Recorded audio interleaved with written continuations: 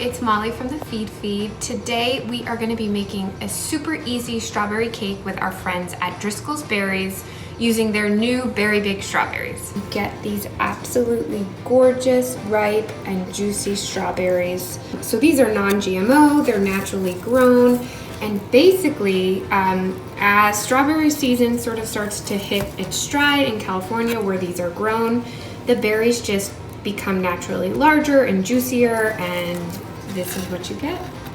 So our cake today is going to be a strawberry basil sheet cake. So we're gonna make it in a bowl. You don't need a mixer. It's an oil-based cake, so super easy to put together. We're gonna have a little bit of fresh basil in there, some of those diced Berry Big strawberries, and we're gonna top it with a basil-infused whipped cream, which is super easy to pull together.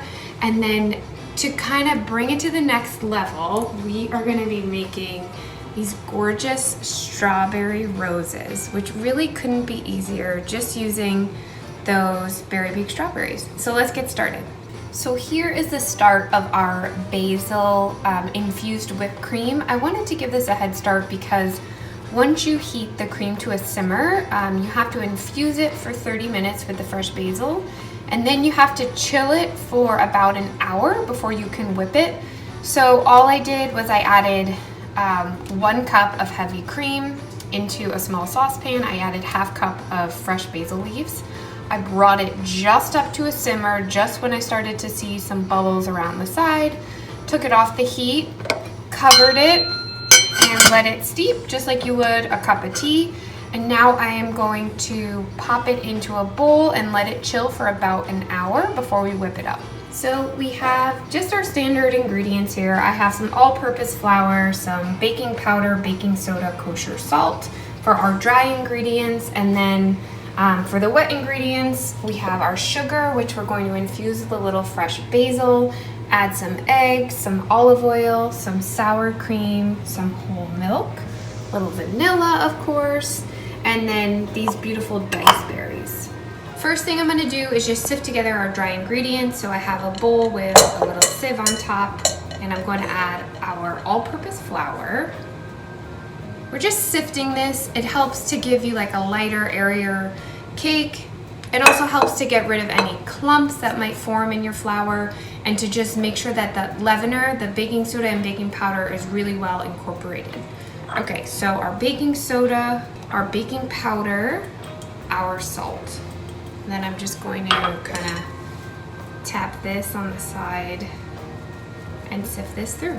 If you don't have a sifter, you could also just whisk this really well. Just make sure to kind of incorporate some air and just work through any clumps that might form.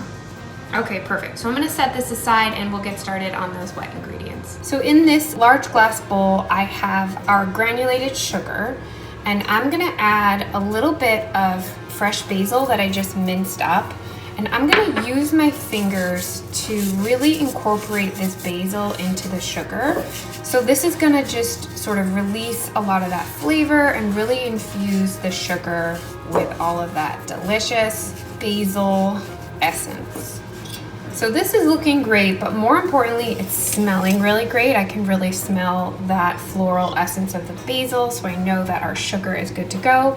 I'm gonna add in 4 whole eggs, and I'm just going to whisk this. I wanna combine it really well, and I'm going for like a light yellow, kind of like pale and fluffy coloring consistency. I just wanna make sure that that sugar is dissolved and that everything is really well incorporated. Okay, so next up, we're gonna go in with our olive oil. You could also use like any sort of neutral oil you have, canola, vegetable. I kind of like the flavor the olive oil brings. A little whole milk, some sour cream, and our vanilla extract. And I'm just gonna give this a good whisk, make sure everything is really nicely incorporated. So now I'm just gonna grab those dry ingredients that we set aside, and I'm gonna plop them in our bowl.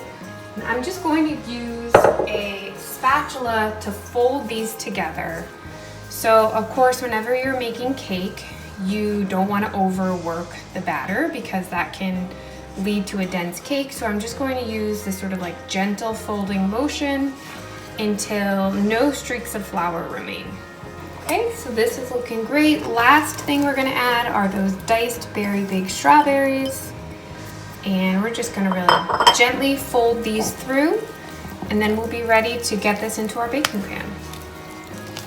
Okay, so I have a 9 by 13 inch baking pan. I just sprayed it with a little nonstick spray, and I'm going to put our prepared batter right in this pan.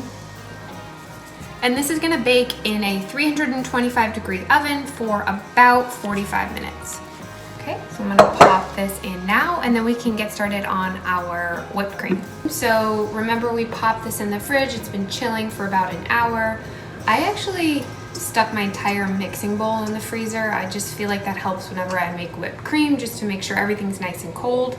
I'm just gonna pour this through a fine mesh strainer. I'm gonna use a spoon to kind of press on these basil leaves and just make sure we're extracting all that flavor and all that cream. And I'm just going to add 2 tablespoons of granulated sugar, and I'm gonna whip this up. Keep a close eye on it. You don't want to over whip it, like 1 to 2 minutes.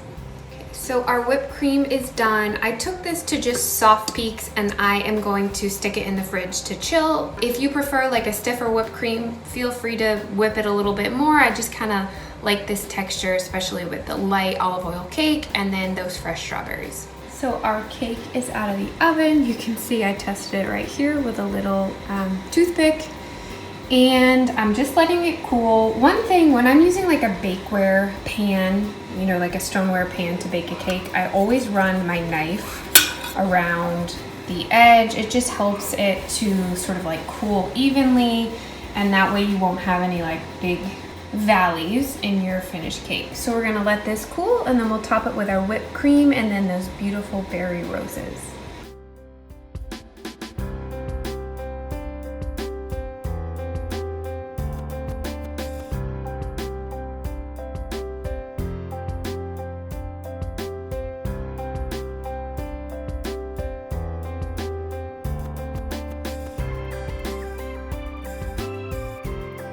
So I just inverted the cake out of our pan, totally optional. If you wanted to just decorate it right in your baking pan, go for it.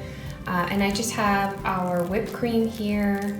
And then you're just gonna kind of rustically spread this almost to the edge, but I kind of like the look of leaving a little bit of a bare edge. And then we're gonna top it with those beautiful strawberry roses.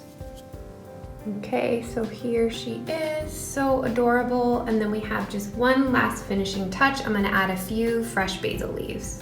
I'm gonna add one little basil leaf right here. And look at this adorable cake, totally naturally decorated. These strawberries, look at that color, so red all the way through. Yum, I can't wait to eat this. Okay, so let's cut a slice here.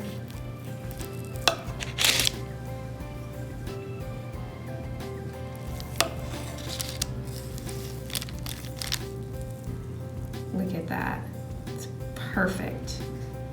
Yum, I can't wait to eat this. Ooh, the cake is super moist from that olive oil. We have these delicious berries inside.